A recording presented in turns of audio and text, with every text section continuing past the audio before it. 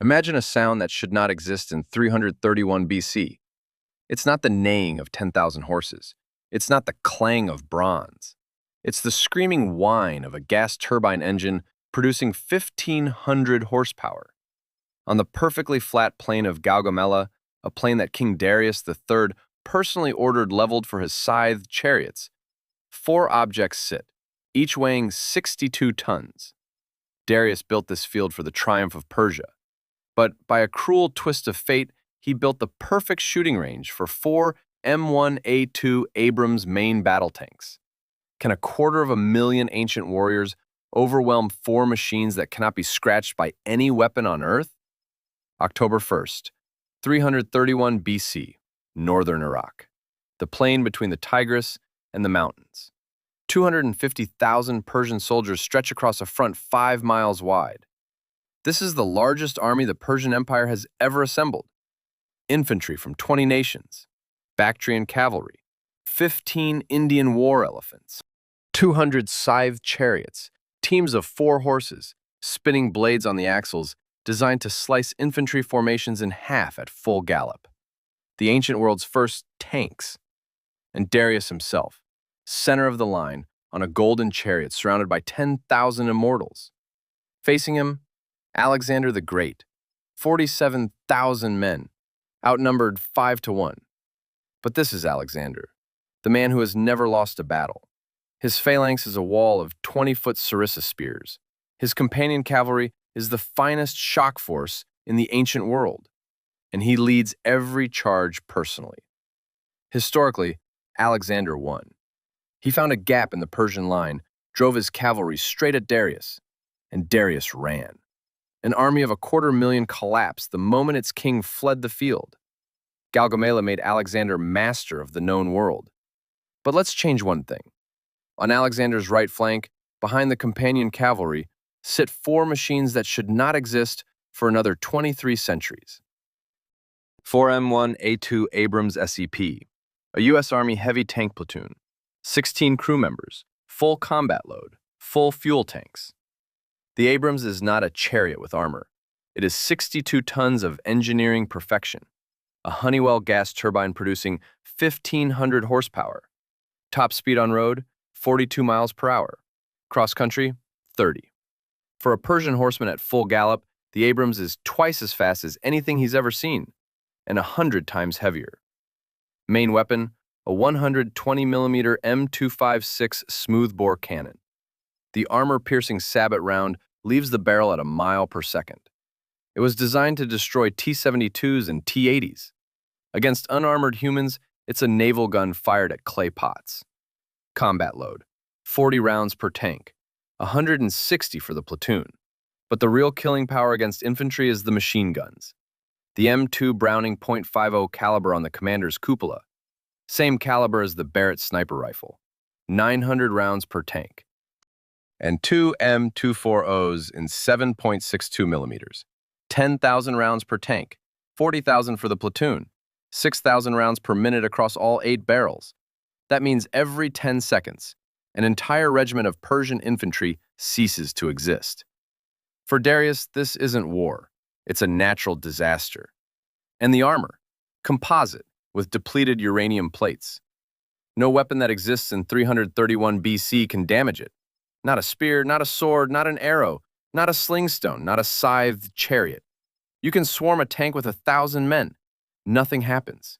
You can ram it with a battering ram. Nothing happens. For the army of Darius, the Abrams is a moving fortress with no gate. But this fortress has one weakness that will define everything.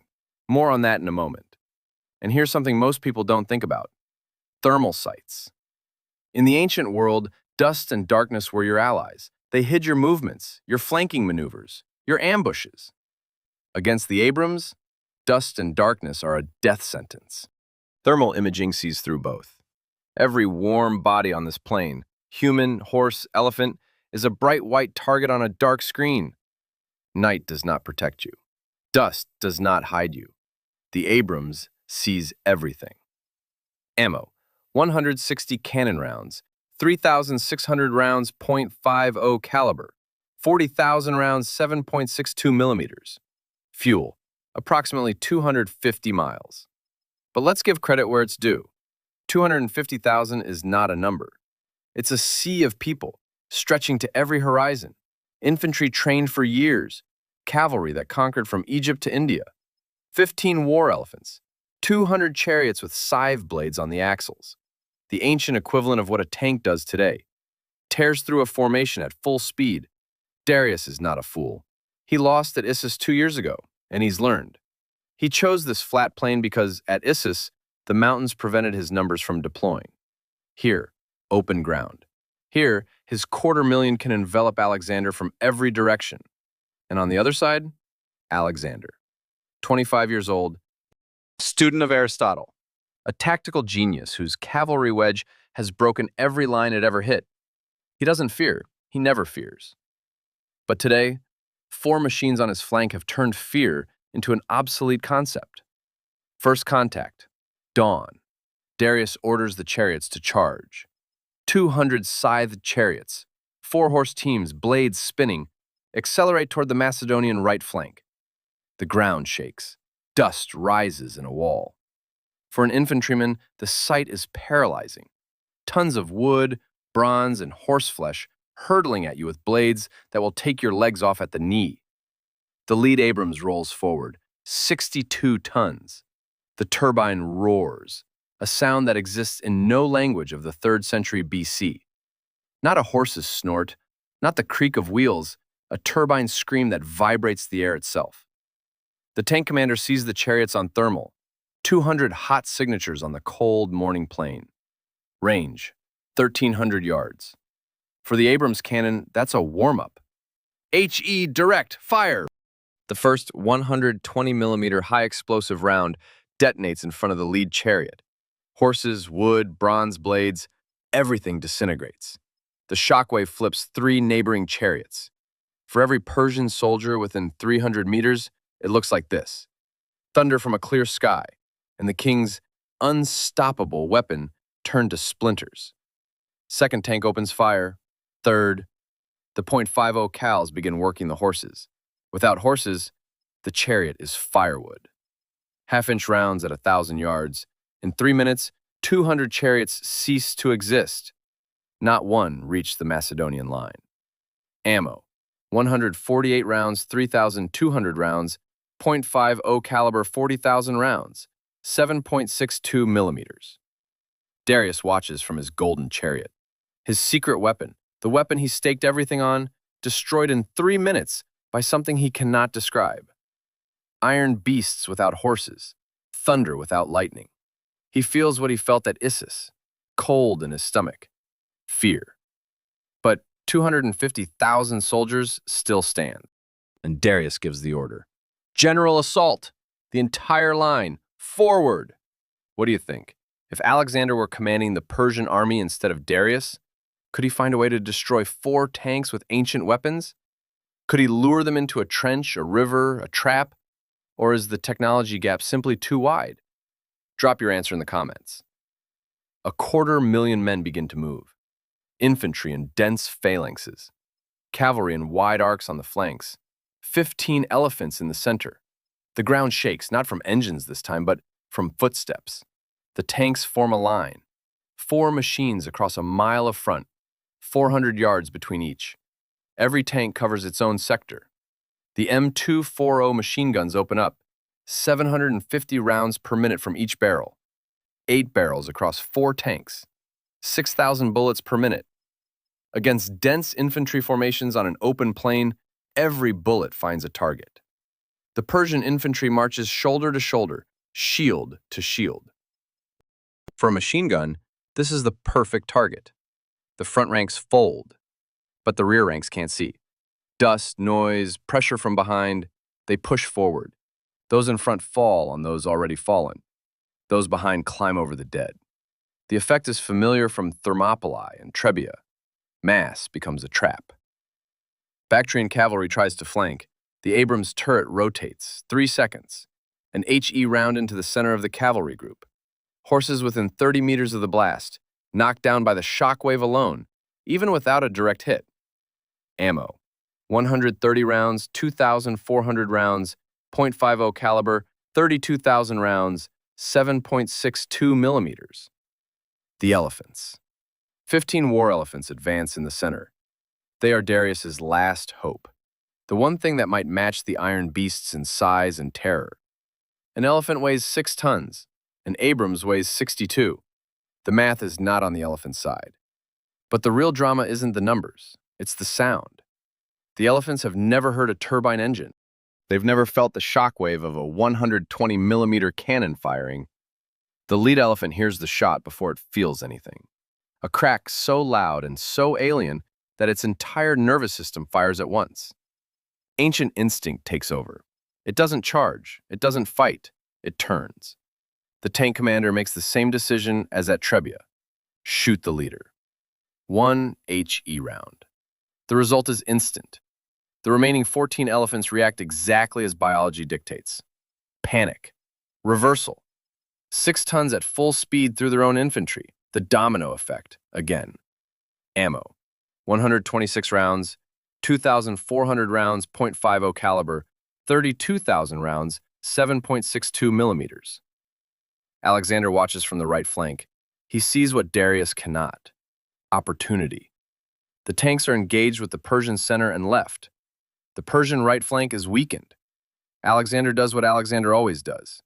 He gathers the companions into a wedge and charges, not at the tanks but past them, straight through the gap, straight at Darius.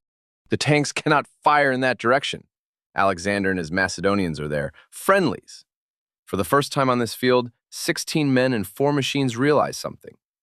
They do not control everything. Alexander is an unpredictable ally. He fights where he wants, when he wants, and the tanks must coordinate with a man who doesn't know what a radio is.